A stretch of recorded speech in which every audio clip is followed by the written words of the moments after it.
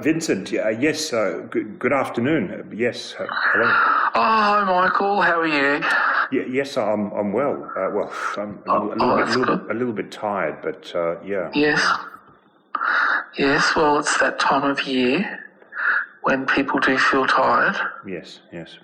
And I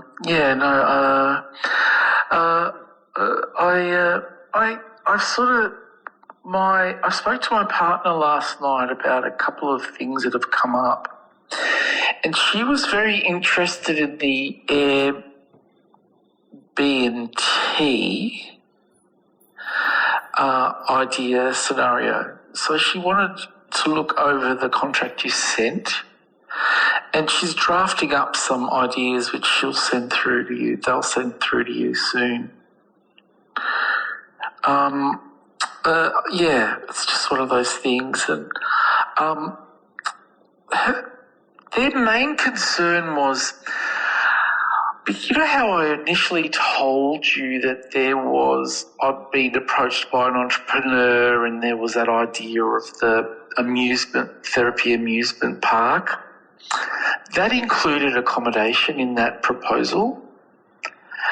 And my partner's just wondering whether there's a conflict there. But I don't know. That's just how their mind works. I don't think about these kind of things. I don't know. They're pursuing it. My partner's very sort of, very business-minded and legally minded. So hopefully she'll just, let it go. But, I just thought I'd mention that. No, that's fine. And look, it's been a while since because we did have that session with them, which I thought was very productive, and it sounds like maybe it's time for a follow up with them, or maybe even to. Maybe even for couples. Yes. I don't know how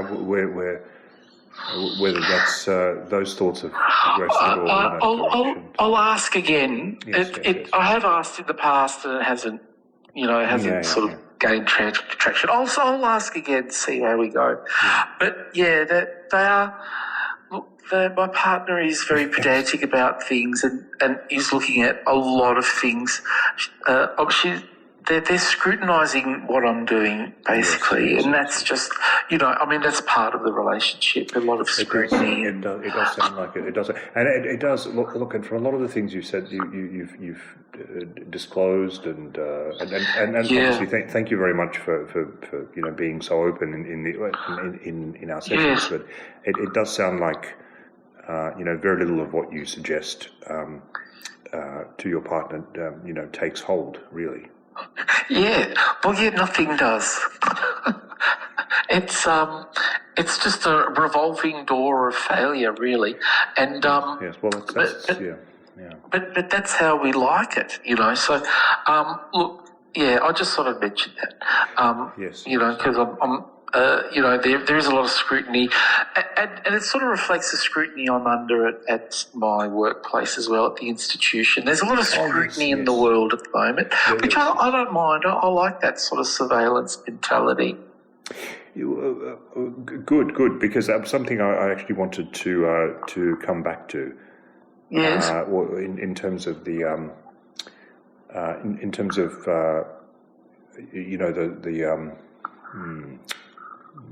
interesting. Yeah. It's something that you like, because reflecting on the various modalities that we've tried and things that have worked and things that haven't. I mean, there are things that you've reacted well to. Yes. And like in the there's been a few sessions where you've been quite buoyant afterwards, and there were some that I noted that you afterwards you were a little bit down, a little bit hangdog almost. Yes. And I've been trying to sort of, pinpoint, where those things are, and just what you said, that sort of that scrutiny, that intense scrutiny, is something that you do appear to respond to. Yes, it's like when my every movement is being watched, I begin moving better. Yeah. And so that's right. You feel you almost feel liberated when you're under scrutiny. You feel free. Yes. You feel free when you're being monitored. Yes, I think that's it. I think it's like the for me the ultimate way of existence is to be under constant surveillance, being monitored. Yes. It's a kind. Yeah, no, totally. And it's a sort of it's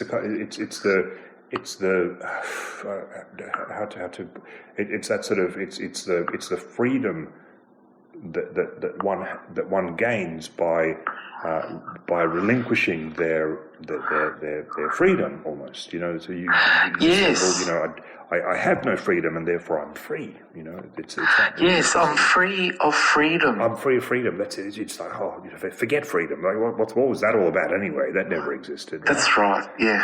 Who knows what that was about? Yeah. Who wants to be free when you're already free? Because you're free. That's right.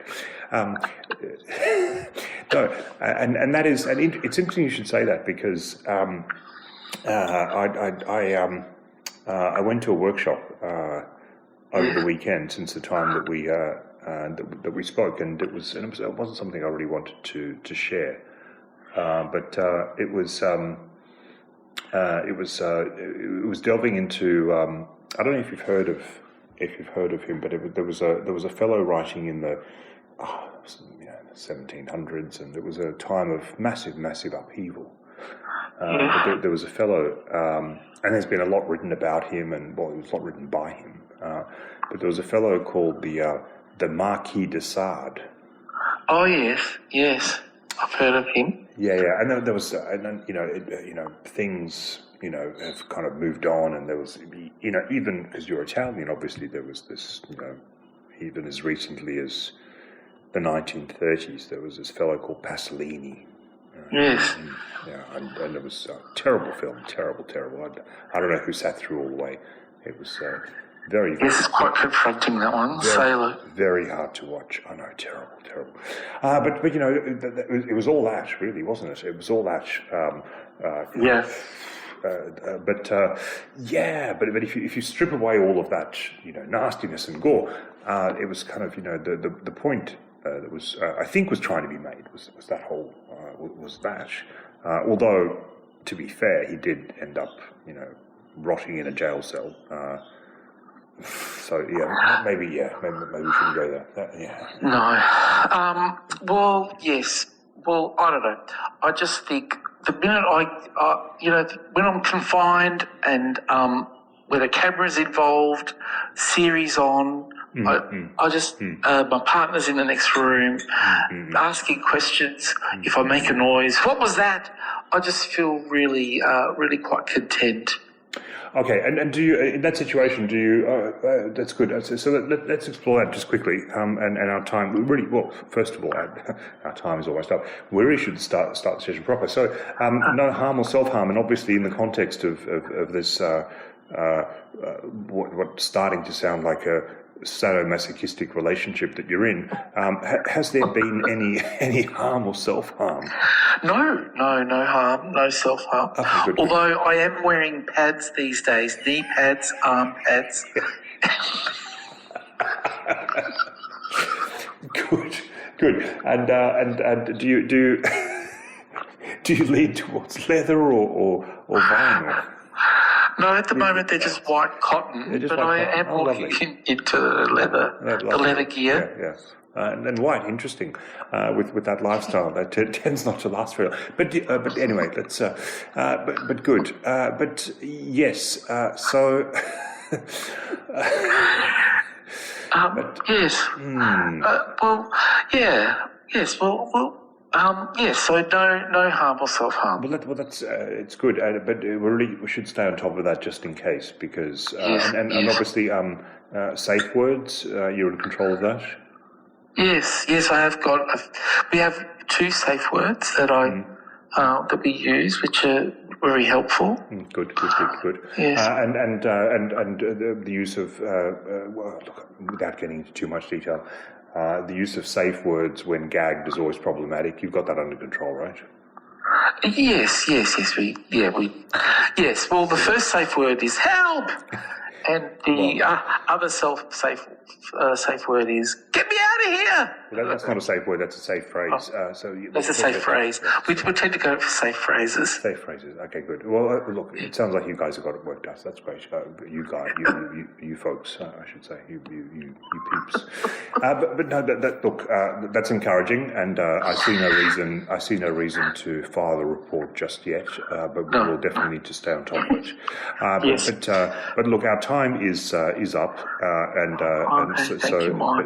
but do continue to take care of yourself. Stay safe, obviously, with safe words and phrases, obviously, and yes. But let's and I've got some updates, obviously, with the with the project. I've had some issues with the Singapore folks who are doing the app and the Airbnb thing. I'm really not happy with them. The way they do their stand-up meetings is really not to my liking. They insist on standing up, and there are regular beatings for those who aren't standing, and it's very. That sounds interesting. And it's very difficult. Well, it's because it's on Zoom. It's these beatings are self-administered, which is really. Not good. Not nice to watch. Well, it's so we really have to discuss that, because I know that you're on the board of the firm that does the development. So we'll take that offline. That's not part of the session. Yes. But yes. Good thinking. Okay. Yes. Well, Okay. Thank you, Michael. All right. Well, listen. Take care, and yes. Thank you. Bye. Okay. Bye. Thank